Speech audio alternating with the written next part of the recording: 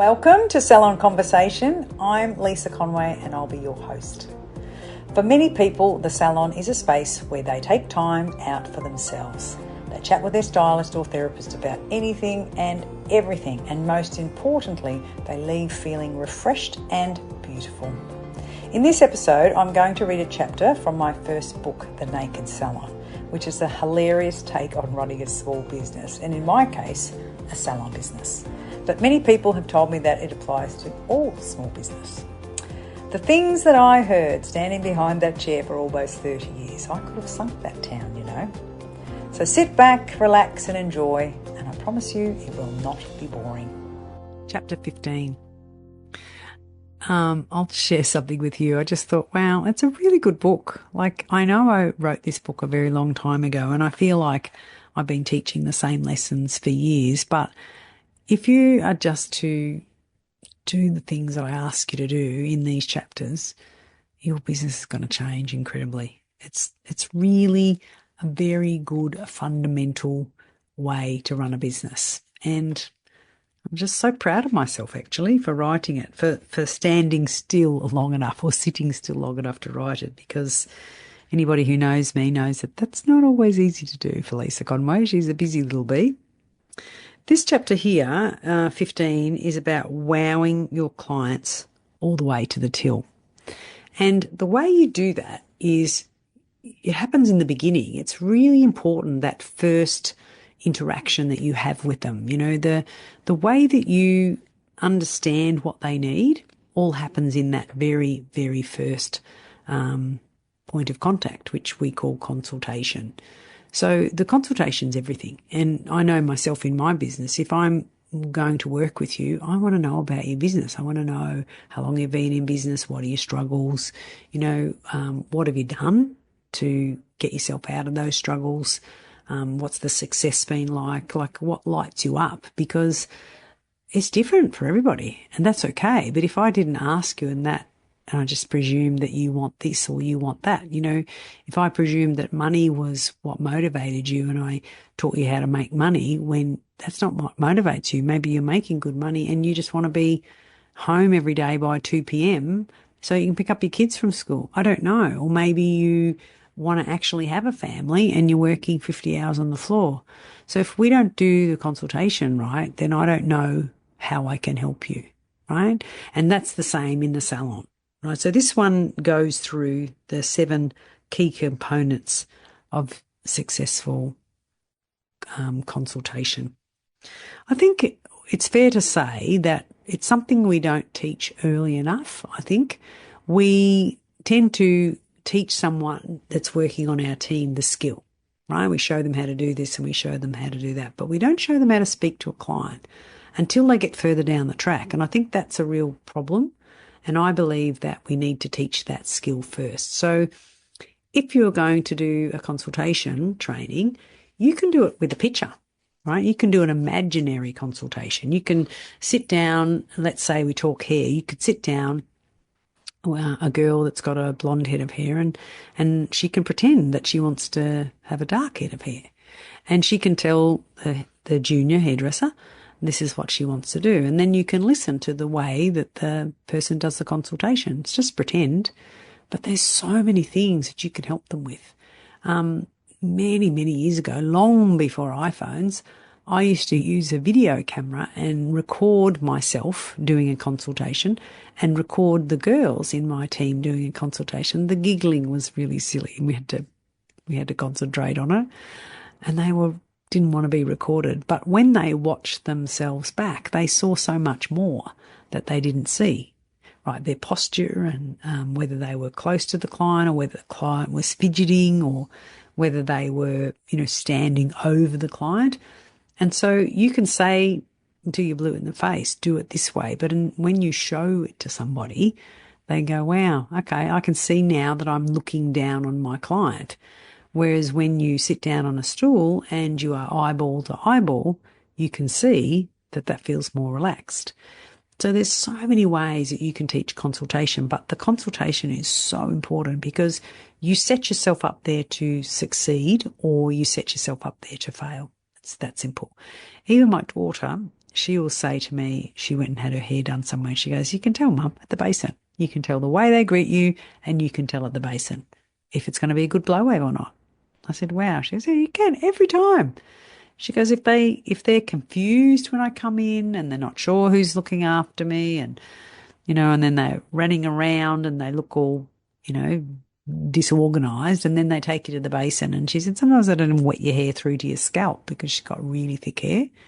And she just said, I think, oh, this is going to be not good. She goes, and sometimes I'm wrong, but other times they'll greet you. They know your name. You must be Tess.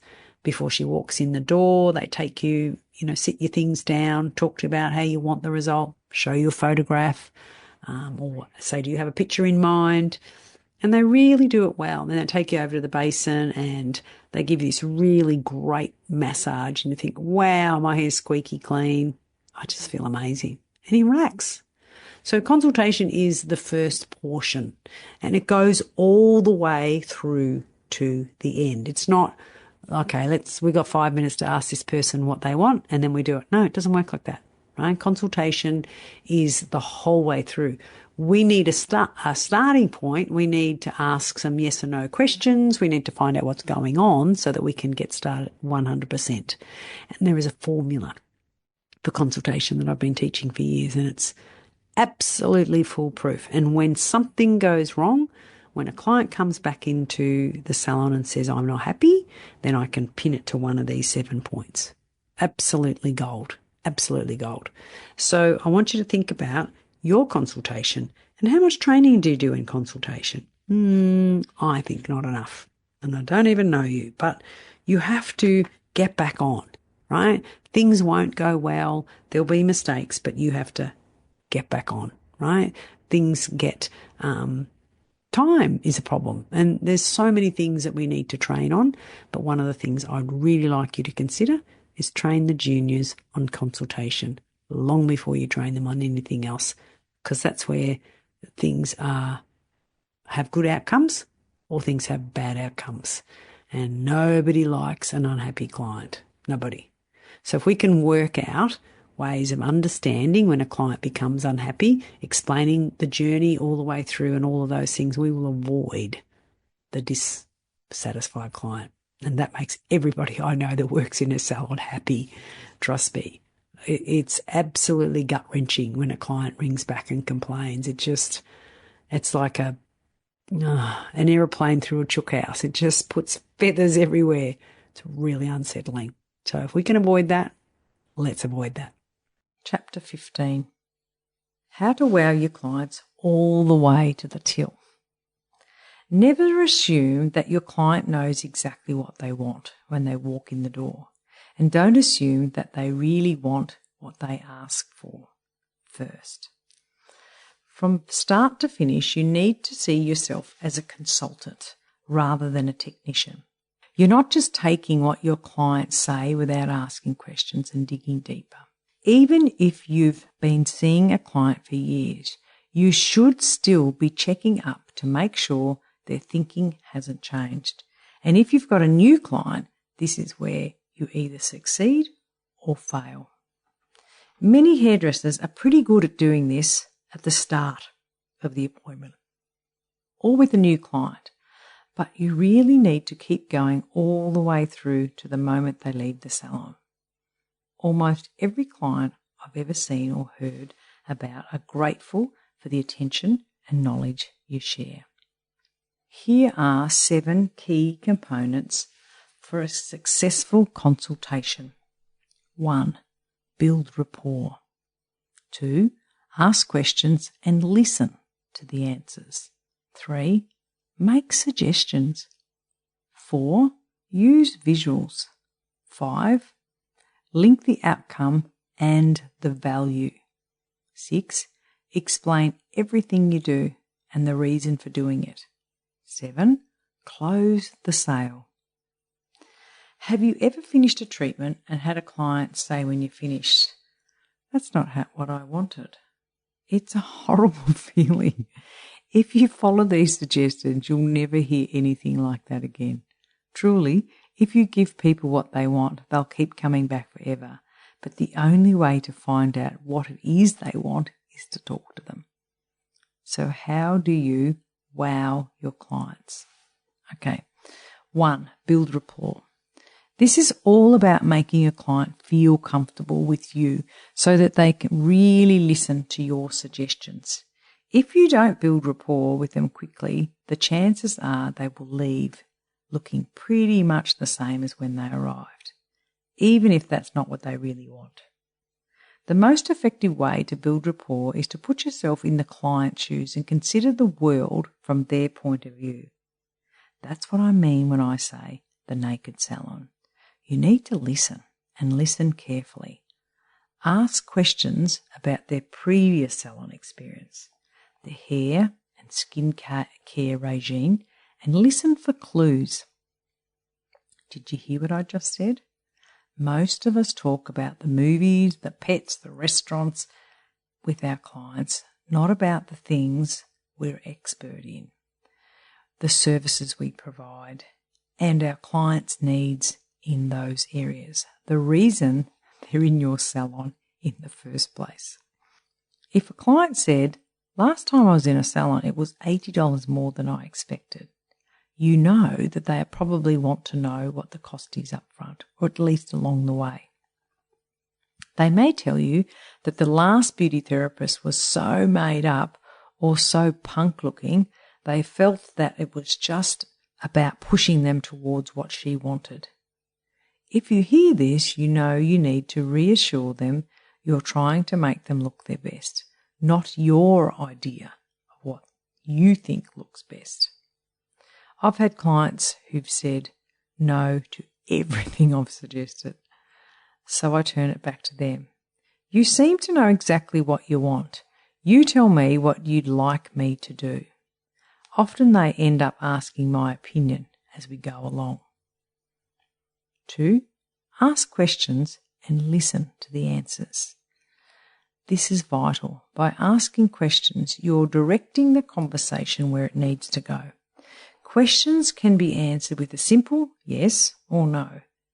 They are important. But so are questions that require a client to tell you more. You can draw out your clients with something like, tell me a bit about how your hair is feeling today, which will give you more information and you can make suggestions. Or, did you shampoo your hair this morning? How often do you shampoo your hair? This will give you precise information that helps you to understand more about how the hair behaves and what they want. Why? Questions are great for really learning what's going on in the client's mind, because sometimes when they say what they want, they're making assumptions about what you can do for them. It's your job to learn what you need to know so that you can give them a style they love and they can manage. You're the expert, remember? So you need to lead the conversation. Role play is the only way to teach this, and it can be a lot of fun. So add that into your team meetings and watch everybody improve. Listening is a long-lost skill, and not listening is rife in hair and beauty salons. We were given one mouth and two ears for a reason. We all need to listen twice as much as we speak. That's so important, I'm going to say it again. We were given one mouth and two ears for a reason. We need to listen twice as much as we speak. Number 3, make suggestions. People who make suggestions are the ones who usually end up doing the work they love. If you don't care about your clients, you just do what you're told. People only make suggestions when they actually care about their work and the outcomes they create. You don't have to suggest huge changes. You might suggest that they just tidy up the ends today. And then after the wedding or on the next visit, they think about a completely new look. Then you might show them some pictures. Perhaps you offer them a sample treatment to take home and use after today's microdermabrasion to see what they think. It's never a question or forcing something on them. It's simply not assuming that they know how to solve all their problems and offering them fresh ideas. If you never suggest anything, then you won't have the chance to make the change that they might love. 4. Using visuals. This one is so simple and yet it's overlooked. I mean, we're talking about how people look. Before and after photos are awesome for helping clients see exactly what they can expect. It really doesn't make sense to write pages of instructions when a picture is much easier. It's much easier to understand and much less subjective. Even for people who like instructions, and women typically prefer illustrations. This is one area where pictures work brilliantly. Let's take skin needling as an example. For about 24 hours after the treatment, a certain amount of redness and swelling is normal. Show your clients a photo or two and say, this is what you can expect to happen.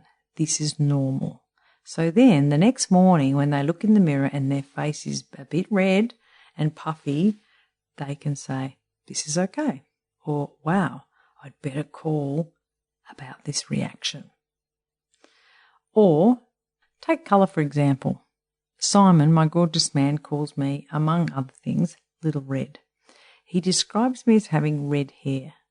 My sister heard him say this once when we were on the phone and she asked if I'd changed my hair colour. I said, no, my hair is a copper. So for those who know colour, it's an 8.44 for those who understand the term. He calls that red. My sister thinks red is a cherry colour, say more like a 6.56. So colour is really easy to show, but much more confusing to describe. I like working smart, so I'll use a 3-second photo rather than a 5-minute conversation any day, and at the end of which we might still not understand of each other.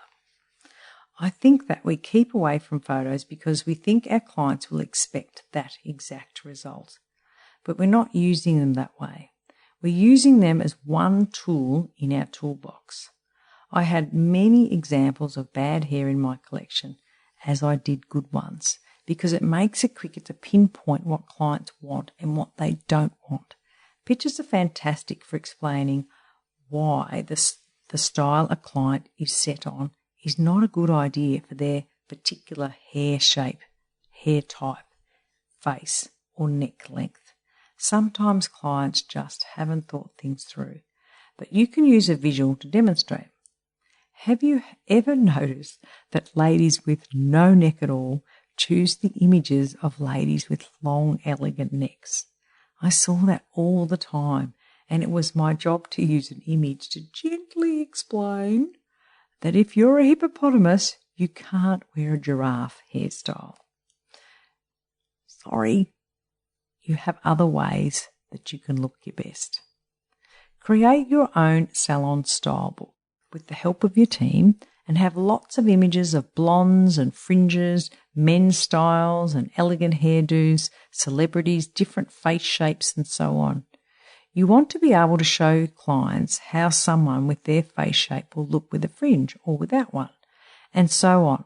You also want beauty photos, before and after, makeups, eyebrow shapes, nail finishes. The list is endless. These days, you can do that on an iPad. It's probably more professional than the ones I used to use, but you still need to find the images, organise them and use them with your clients. Back when I was working in the salon, when someone came in for advice, I would often do a consultation there and then. Then I would make notes on the computer so that when they came in for their appointment, we could quickly pick up where we left off. You won't believe how much easier pictures make your consultations and how much happier your clients will be with the results. Number 5, link the outcome and the value. So now you gather everything you've discussed previously and pop them into one sentence like this. So, today I'll be doing your foils a lighter shade of blonde, still in a creamy wheat range that you like, and I'm also going to give you a solid fringe to frame your face. How does that sound? I just can't wait to see how much younger you're going to look. Oh, let's get started.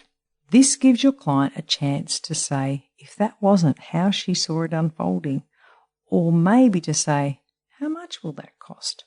or ask an extra question that she has. This way you are both clear and all is good with the world. Number 6, explain everything you do and why you are doing it. It drives me silly when I hear about situations where there is a mountain load of confusion. All you need to do is talk about what you are doing and why. You can start with how long things take to process. I will leave you here with Aaron, and he will get you a coffee. Foils can take anywhere between 35 and 50 minutes to process. It literally depends on your hair. So Aaron will take a look at 35 minutes and keep an eye on them till they are absolutely perfect and ready to rinse. That's why she's expecting Aaron to keep coming back to look, and she doesn't get scared by it. When you talk about what you're doing, it also lets the client know that you are tailoring things especially for her. For example, I usually put the hairline foils in later after I have done all the other foils. Why? Because the hair around the hairline is really a lot finer than the rest of it, and it takes much more quickly.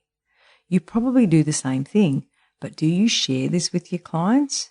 It really lets them understand your thoughtfulness and your expertise. This is especially helpful when you're at the basin shampooing their hair. You're explaining what kind of shampoo you're using, why you're doing it twice, and so on. I'm so used to doing this that I even explain it when I shampoo my dog Muriel, who has 2 shampoos a week. The other day, my daughter was downstairs listening in, and she said, "You know that Muriel isn't going to buy any shampoo from you, Mum?"